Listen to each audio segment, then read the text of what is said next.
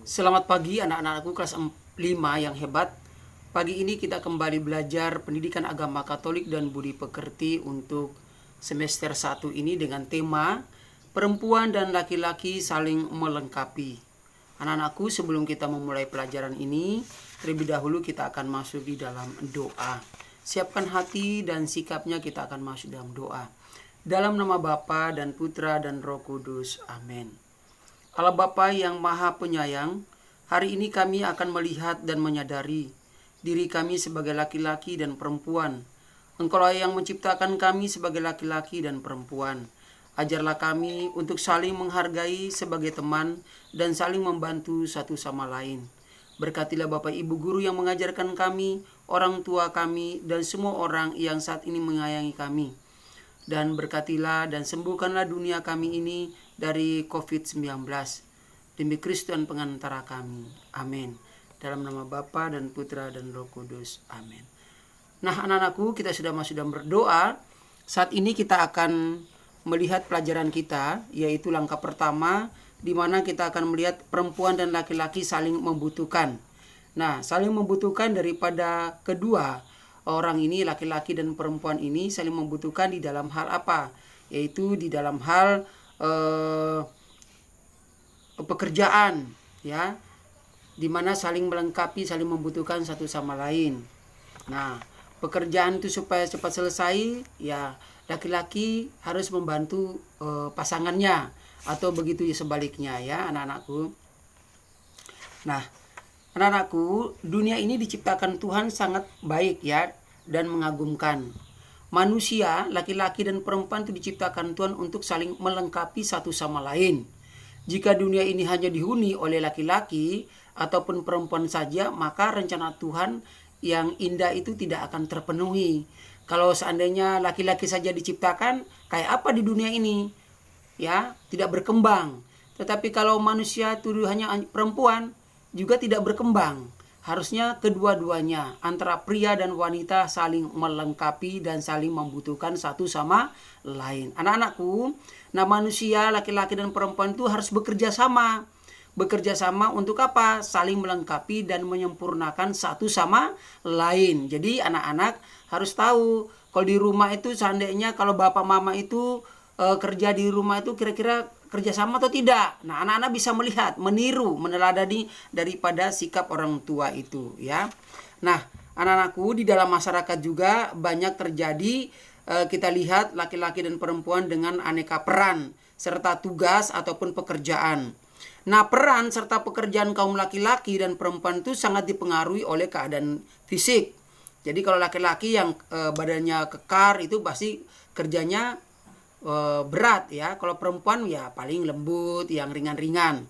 Nah, karena kondisi badannya, anak laki-laki cenderung memilih pekerjaan yang peranannya agak keras, yang tadi Pak Bu menyampaikan, ya, membutuhkan tenaga. Sebaliknya perempuan ya paling yang halus. Nah, misalnya perempuan yang menjadi sopir bis maupun truk, tukang batu dan bangunan. Demikian pula juga laki-laki seperti gitu. Ada yang perawat, perempuan juga ada. Guru laki-laki ada, perempuan juga ada guru. Demikian juga semua yang ada di muka bumi ini yang dilakukan oleh kedua jenis ini, yaitu laki-laki dan perempuan.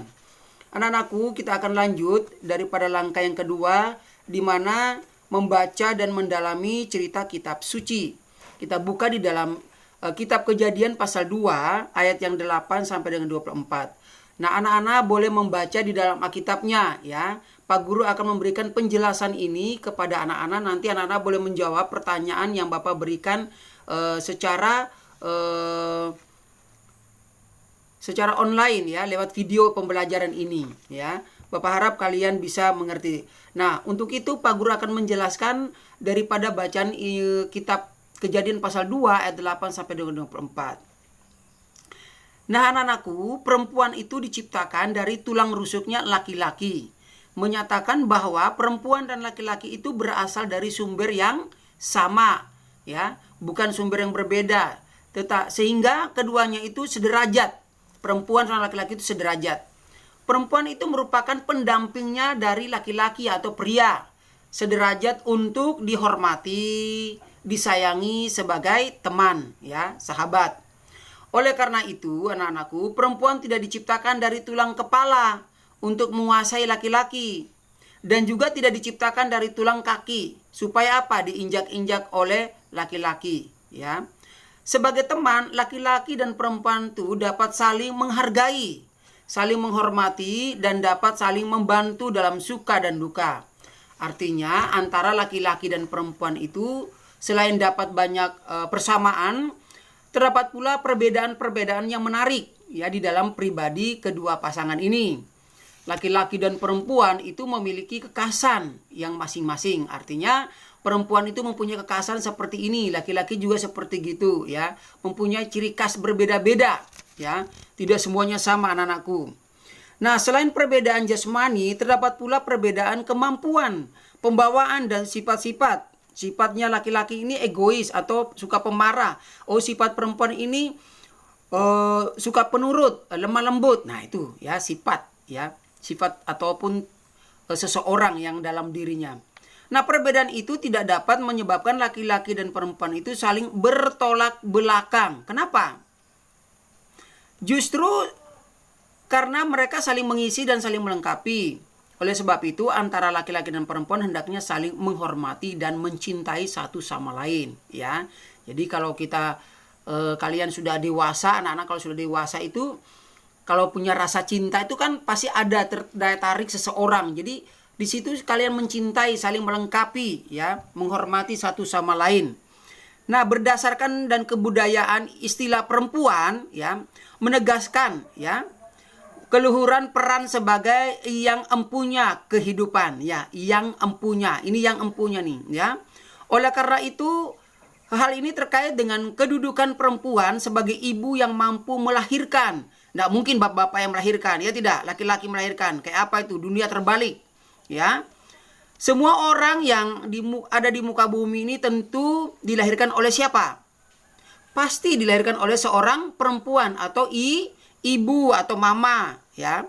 Sebagai perbandingannya, istilah wanita lebih menempatkan peran kedua atau lebih rendah dari laki-laki. Istilah wanita sering diartikan sebagai wani ditoto, ya, itu bahasa Jawa ngono. Ya, atau yang harus ditata dan diatur, itu artinya. Nah, anak-anakku, nah, oleh karena itu Bapak sudah menjelaskan materi ini, pembelajaran buat kalian. Dan kalian boleh menjawab pertanyaan yang Bapak berikan ini. Ya, dengar baik-baik. 1. Sebutkan tokoh-tokoh di dalam cerita kitab suci tadi. 2. Bagaimana caranya Tuhan menciptakan perempuan pertama? 3. Apakah yang dikatakan oleh manusia pertama itu terhadap perempuan? Ya, dengar baik-baik itu. Yang keempat, apa arti kata-kata tersebut? Kata-kata tersebut maksudnya di pertanyaan nomor 3, anak-anakku. Yang keempat, itu ya. Yang kelima, apa arti kata perempuan? Apa arti kata perempuan? Yang keenam, mengapa perempuan tidak diciptakan dari tulang kepala atau tulang kaki, tetapi dari tulang rusuk? Ya. Yang 7, sebutkan nama 4 sungai yang ada di dalam kitab suci itu. Silakan anak-anak boleh mengisi dan menjawabnya serta mengirimnya kepada Bapak Guru. Nah, anak-anakku, demikianlah pelajaran kita kali ini. Semoga anak-anak boleh mengerti dan memahami dan bermanfaat bagi pelajarannya dan demi masa depan untuk yang dicita-citakan anak-anak. Nah, untuk sebelum kita mengakhiri ibadah kita, pelajaran kita ini, kita akhiri dengan doa. Dalam nama Bapa dan Putra dan Roh Kudus. Amin. Allah Bapa yang Maha Baik, kami sekarang sudah tahu dan percaya bahwa Engkau telah menciptakan laki-laki dan perempuan sederajat. Kami mohon, doronglah supaya kami saling menghormati dan menghargai serta dapat bekerja sama di sekolah dan di luar sekolah. Karena Kristus Tuhan kami. Amin. Dalam nama Bapa dan Putra dan Roh Kudus. Amin. Nah, anak-anakku, demikianlah pembelajaran kita hari ini. Dan Bapak ucapkan salam sehat dan shalom.